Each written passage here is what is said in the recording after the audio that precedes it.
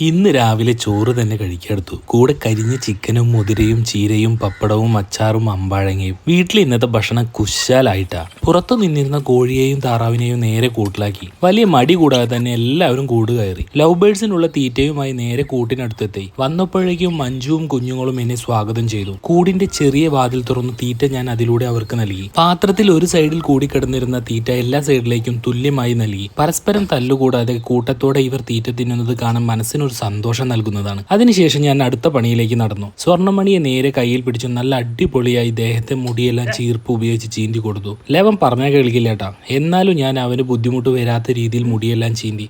അടുത്ത ചാൻസ് നമ്മുടെ ടോണിക്കായിരുന്നു. മുടി ചീന്തുമ്പോൾ അവൻ ഇച്ചിരി പ്രശ്നക്കാരനാണ്. ദേഹത്ത് പേനുള്ള കാരണം എപ്പോഴും കടിയും ചൊറിച്ചിലുമാണ്. അതിനുള്ളൊരു ചെറിയ സൊല്യൂഷൻ എന്ന രീതിയിലാണ് ഞാൻ ചീന്തി കൊടുത്തത്. അപ്പോൾ കാണാട്ടാ.